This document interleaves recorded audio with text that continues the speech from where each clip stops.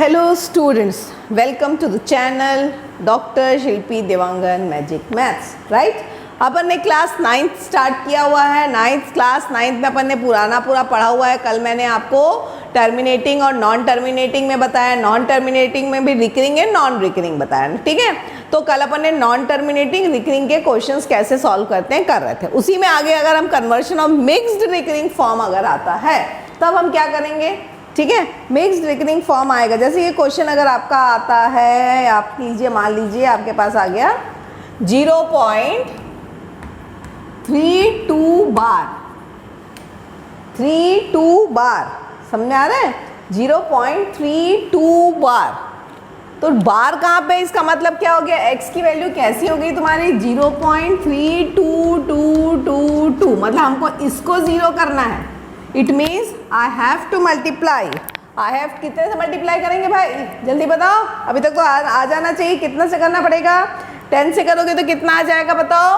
पहले तो 10 से कर लो तो क्या आ जाएगा, 10x इज इक्वल टू क्या आ जाएगा 3.2 का बार, ठीक है। इसको हम क्या लिख सकते हैं, 3 + 0.2 का बार, 3 + 0.2 का बार। कल ही मैंने बताया अगर 0 है और 0.2 का बार होता है तो आंसर कितना आता है, 3 + 2/9 आ गया आंसर। इसको सिंप्लीफाई कर लो, आपका आंसर आ गया आंसर, ठीक है।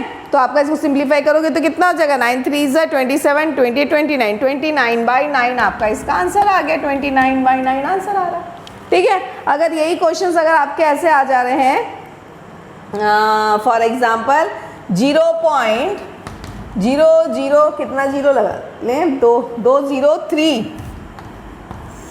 52 का बार, 52 का बार, यानी कितना बार अपन मल्टीप्लाई करना पड़ेगा, ये बार के पहले तक को करना, 1 2 3, यानी अगर ये x है तो हम कितना मल्टीप्लाई करेंगे, 1000x करोगे तो तब आएगा 3.52 का बार आएगा, ठीक है। यानी क्या बन जाएगा, ये 3 + 0.52 का बार। 52 का बार के लिए मैंने क्या बताया था, पॉइंट, यानी 0.52 बार। तो आपका आंसर क्या बताया था, कल भी मैंने बताई है 3 + 52/99। आप सिंप्लीफाई कर लो, आपका आंसर आ जाएगा, आएगा, ठीक है। आपका यहाँ पे क्या आएगा, एक चीज़ और याद रखना है, ये क्या आएगा, यहाँ पे x, ये जो वैल्यू आ रही है वो 10x की है, तो आप जब x करोगे तो कितना आएगा, 29/10 नीचे आएगा 90। वैसे यहाँ पे जब सिंप्लीफाई हो जाएगा 99 × 3 + 52, यानी आ जाएगा ये आपका 349, 349/99 है। तो x की वैल्यू कितनी आ जाएगी, 349/99 × 1000, ठीक है। तो ये इस तरीके से आपका सा कैलकुलेशन होगा। ये कैलकुलेशन तो आपका किया हुआ है, कल का ही किया हुआ है, कुछ नया नहीं बता रहे हैं, ठीक है। तो कॉन्सेप्ट तो डेवलप्ड है, यहाँ पे हमको कुछ करना ही नहीं है, ठीक। थोड़ा सा और उठाते देखते हैं, कुछ और एक आध क्वेश्चंस करके देखते हैं, कुछ डिफरेंट।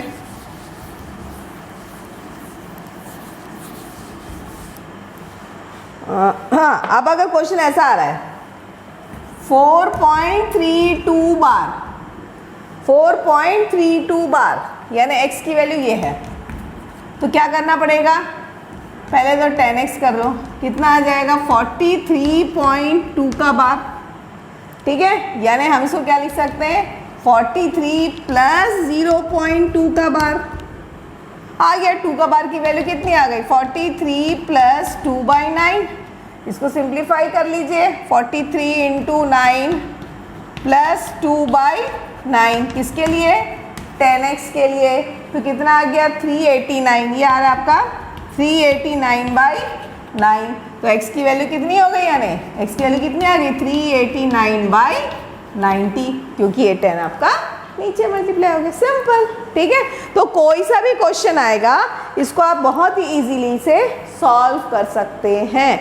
कहीं पे भी पॉइंट लगाइए, अगर ये पॉइंट आया है तो इसके पहले तक को हटा लीजिए और फिर ये 0 पॉइंट हो जाएगा। तो कल तो मैंने आपको बता ही दिया कि 0 के साथ अगर पॉइंट में आता है तो सिंगल वाला रहता है तो 9 हो जाता है, 2 बार है तो अपन 99 हो जाता है, 3 बार है तो 999 हो जाता है, सिंपल, कोई प्रॉब्लम नहीं हो रहा है यहाँ पे, ठीक है। तो इसके क्वेश्चंस तो हमारे बन जाएंगे मेरे ख्याल से। अब आते हैं अपन irrational number. What is irrational number, what is irrational? कल ही मैंने बताया था non terminating, non recurring, non terminating, non repeating, non repeating या नॉन रिकरिंग, उस टर्म नंबर को कहते हैं अपन इरेशनल नंबर।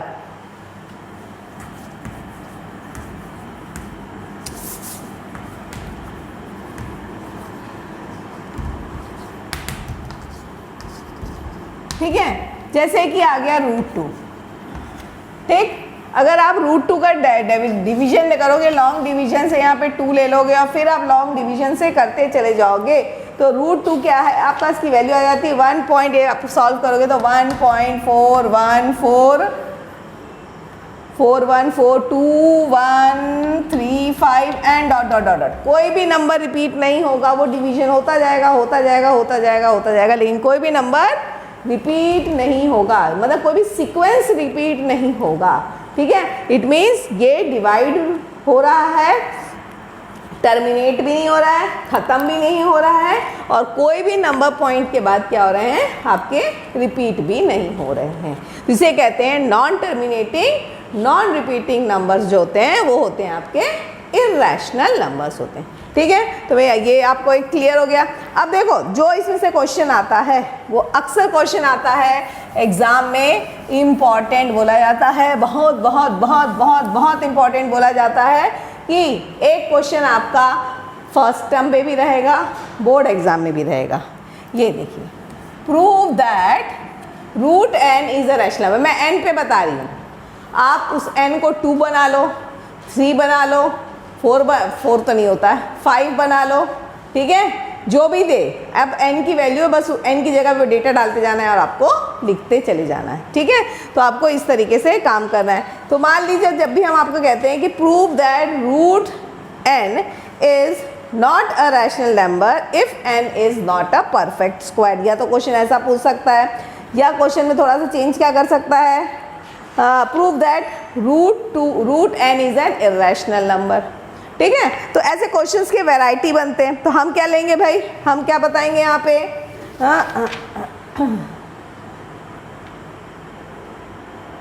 ठीक है, अब हम क्या लेंगे, सबसे पहले देख लो हमारे पास √n दिया, हमने इसको लेना क्या चालू करेंगे, let n be any whole number, कोई भी होल नंबर है।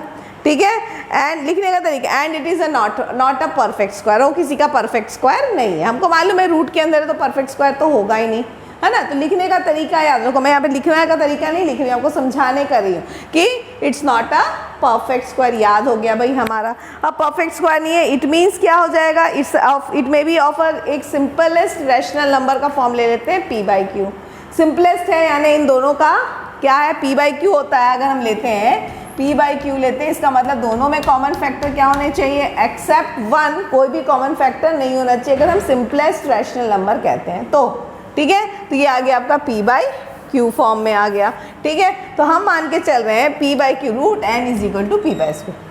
√2 आए √2 लिख लो, √3 आए √3 लिख लो, √5 आए √5 लिख लो। ठीक है, बस ये ध्यान रखना।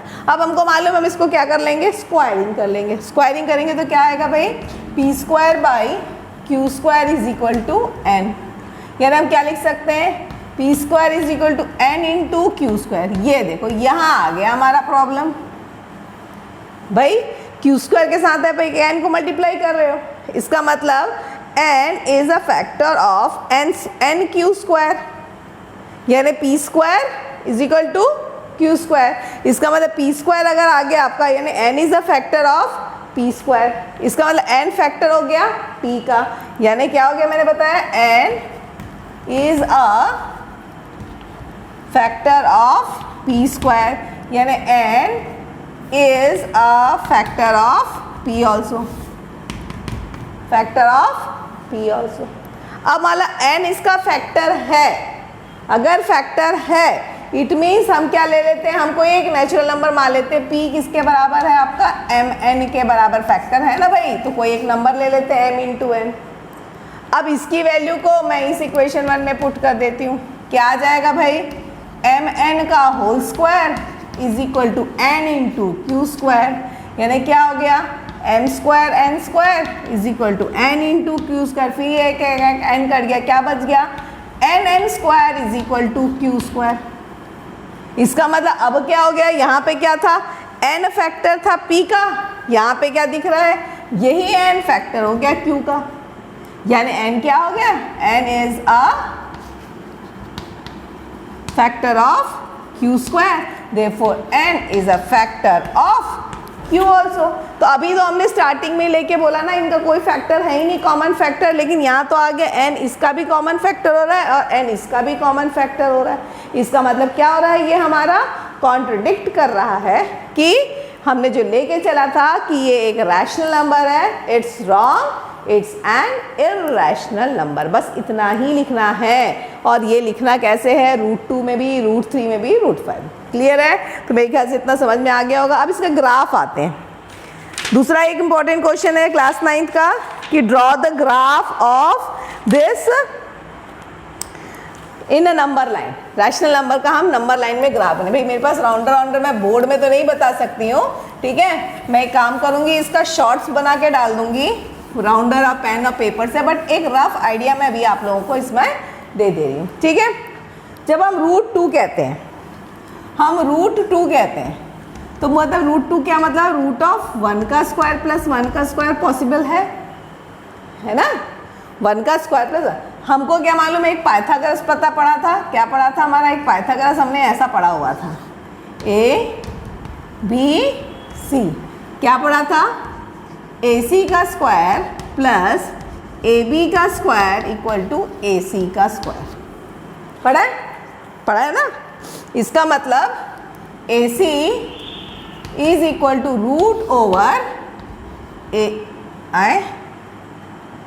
BC होना चाहिए ना भाई, BC का स्क्वायर। तो BC क्या हो गया, √AC का स्क्वायर प्लस AB का स्क्वायर, ये हमने पढ़ा हुआ है। तो यहाँ से क्या क्लियर हो गया, AC की वैल्यू भी 1 हो गई, AB की वैल्यू भी 1 हो गई, तभी मेरे को आंसर √2 मिलेगा। यानी हम क्या करेंगे, एक नंबर लाइन लेंगे, ठीक है, एकदम ध्यान से देखेंगे, नंबर लाइन लेंगे, ठीक, कोई पॉइंट नहीं, कोई भी एक पॉइंट को आप 0 मानिए, राउंडर लीजिए, राउंडर से क्या करिए, आप कैसे बनाएंगे इसको नंबर लाइन में, आप क्या करिए, यहाँ से यहाँ पे सेम लेंथ का कट करिए 1, इसको 1 मानिए, इसी को फिर यहाँ से कट करिए राउंडर से, ये हो जाएगा आपका अनदर 1, ठीक है।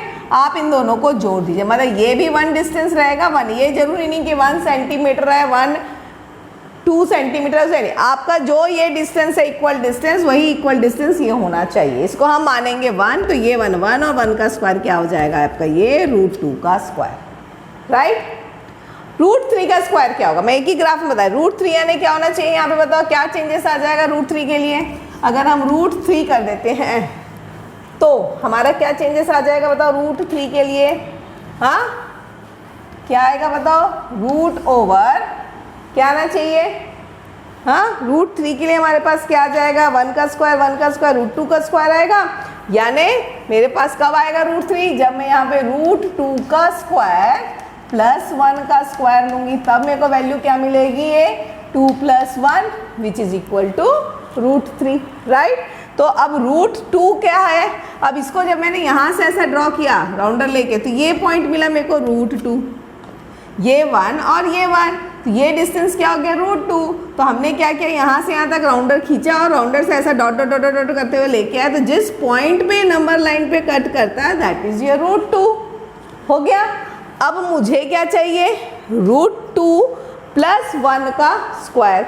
तो अभी ये √2 + 1 का स्क्वायर मैं क्या करूँगी भाई, हाँ √2 + 1 का स्क्वायर, ये कैसे बनाएंगे बताओ, सोचो, आपको √2 + 1 का स्क्वायर यानी क्या हो गया बताओ, ये जहाँ पे √2 एंड हो रहा है, तो ये तो √2 का पॉइंट है, वही जो 1 डिस्टेंस यहाँ पे दिए, उस 1 डिस्टेंस को आप यहाँ पे ले लो, ठीक है। तो इतना पूरा डिस्टेंस क्या हो गया मेरा, √2, ये क्या हो गया 1, तो √2 का स्क्वायर प्लस 1 का स्क्वायर, यानी अलग कलर ले लेते हैं शायद ज़्यादा अच्छा रहेगा।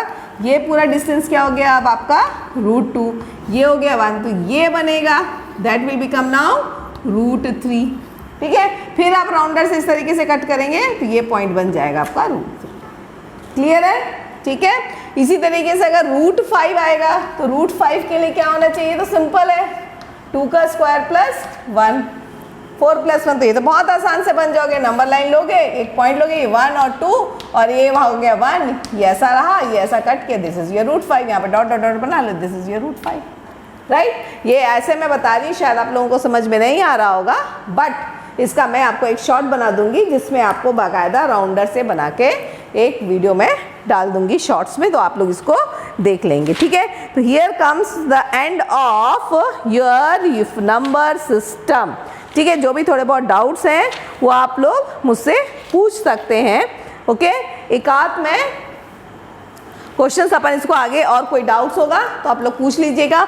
कल से हम exponents of real number start करेंगे, ठीक है। तो अभी तक जितना भी कोई भी डाउट अगर आता है आप लोगों को तो इसको पूछ लीजिए, एंड बी कंफर्टेबल, ज्वाइन करिए मेरा टेलीग्राम ग्रुप, ताकि जो भी डाउट्स हैं वहाँ से आप लोग पूछ सकते हो। तो आपका एक चैप्टर कंप्लीट हो गया है क्लास 9th का।